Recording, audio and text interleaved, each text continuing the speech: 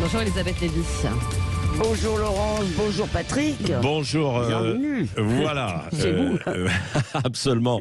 Bonjour Elisabeth. Alors on continue bonjour de à parler de l'affaire de McKinsey. Évidemment, il y a toujours des échanges au plus haut niveau, si je puis dire. Le président de la République qui a botté en touche, par exemple, et puis en disant, en fait, justement au plus haut niveau, s'il y avait des preuves de manipulation, que ça aille au pénal. Vous revenez sur cette affaire et sur le rappel un petit peu de cette histoire, Elisabeth. Oui, alors bon, avant de commenter cela, il faut rappeler qu'il y a ce livre, donc Les Infiltrés. Il y a aussi une commission d'enquête du Sénat qui ont révélé que le montant des prestations facturées par des cabinets de conseil avait quasiment triplé pendant le quinquennat. C'est près de 1 milliard aujourd'hui.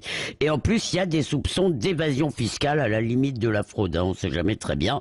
Mais rassurez-vous, si Emmanuel Macron est réélu, ce ne sera plus possible, parce que il dit que dans quelques mois, il y aura un impôt minimal sur les grandes entreprises et il n'y aura plus de cas pareils. Alors autant dire que tout ça est une formalité. Alors, il y a deux dimensions dans cette affaire. D'abord, il y a l'argent du contribuable qui se paye déjà les services d'énarques. Alors certes, ça coûte moins cher qu'un consultant chez McKinsey, mais ils sont quand même plus nombreux pour faire le même boulot. Et puis surtout, il me semble que l'enjeu, on en avait parlé, je crois que c'est Mathieu Aron que vous aviez reçu, Patrick, il en avait parlé à ce micro.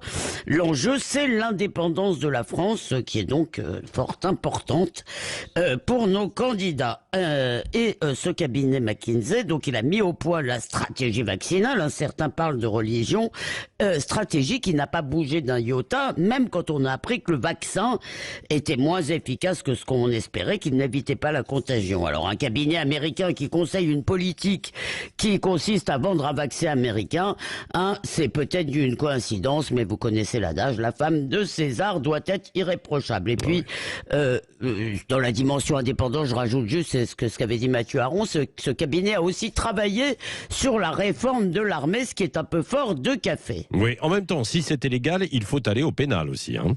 C'est ce qu'on semble dire au plus haut niveau de l'État. Ouais. C'est un peu, il y a un côté bravache, qu'ils viennent me chercher, même pas peur. Alors d'abord, pardon, mais c'est un argument qui est triplement tartufié, si vous me permettez ce néologisme. Parce que d'abord, en vertu de l'irresponsabilité pénale du président, ce n'est pas lui qu'on irait chercher, c'est ses ministres. C'est pas moi, c'est eux, c'est un peu ça que ça veut dire. Deuxièmement, même s'il y a des illégalités, même si la justice osait les sanctionner, ce sera bien longtemps après les élections, à moins évidemment que le parquet national financier s'affole autant qu'avec François Fillon il y a 5 ans, mais comment vous dire, j'en serais fort étonné. Et puis ensuite, il s'agit de déplacer sur le terrain judiciaire un problème qui est éminemment politique, parce que ce soit légal ou pas, c'est une chose, mais finalement, le plus important, c'est est-ce que c'est légitime, invoquer le droit, c'est une façon, en quelque sorte, de se dérober. Et dans le fond, avec cette affaire, on touche peut-être à la raison profonde de la panne de la démocratie représentative, c'est qu'une fois élus, nos gouvernants se sentent irresponsables, non seulement pénalement pour ce qu'ils sont, mais politiquement. Ils ont gagné, ils ont le droit de faire ce que bon leur semble, mais comme le dit souvent le président de la République, les droits sans les devoirs, ça ne marche pas. Merci Elisabeth Lévy.